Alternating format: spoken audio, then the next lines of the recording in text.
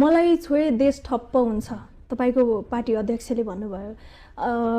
जस्तो कि केपी ओलीलाई छोए देशमा आगो बाल्छौं भनेर तपाईले अभिव्यक्ति दिनुभएको थियो त्यो कुरालाई यति धेरै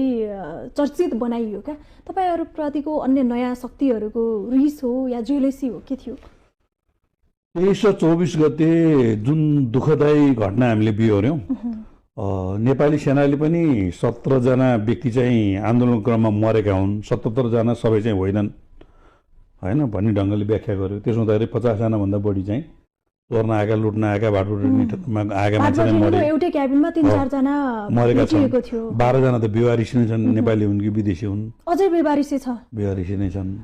र अहिले मैले भनेका मिडिया र सोशल मिडियालाई इन्फ्लुएन्स गर्नेहरूले चाहिँ यो दिनमा चाहिँ केपी ओलीलाई लगाइदिनु पर्छ रमेश लेखकलाई लगाइदिनु पर्छ अब ताकि म त कुनै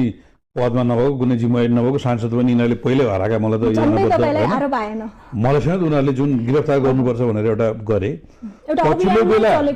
धेरै कुरा क्लियर भएको छ किनभने हिजो महेश बस्नेतको विरुद्ध बोल्ने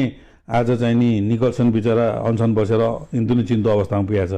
अब उनीहरूको यस्तो सोशल मिडियाको चाहिँ एउटा इन्फ्लुएन्स हुन्छ गोविन्द केसी अनसन बसेर चाहिँ एकदम महान क्रान्तिकारी भए तोसिमादेखि रविशा जुस खान लगेका हुन् यिनीहरूको त्यो अहिलेको जस्तो हैसियत थिएन त त्यो बेला यिनीहरूको झोले हैसियत थियो र अहिले निकलसन बसेर चाहिँ विचार रौसी खायो भन्दैछ होइन के भन्दैछ उसले यस्तो उडाए विचार त्यो निकलसनजीले अहिलेपछि खायो होला निकोलसजीले अहिलेपछि खायो होला अहिले त होइन नि त होइन र त्यसै गरी उनीहरूले चाहिँ यो सबै ट्याग चाहिँ केपी ओलीले लगाइदिने भिडाइदिने र चाहिँ पहिलो चरण केपी ओलीलाई कसैले कोठेन त्यस निषेध गरोस् दोस्रो चरण जहाँ केपी ओली बस्छ त्यहाँका जनताले प्रतिरोध गरून्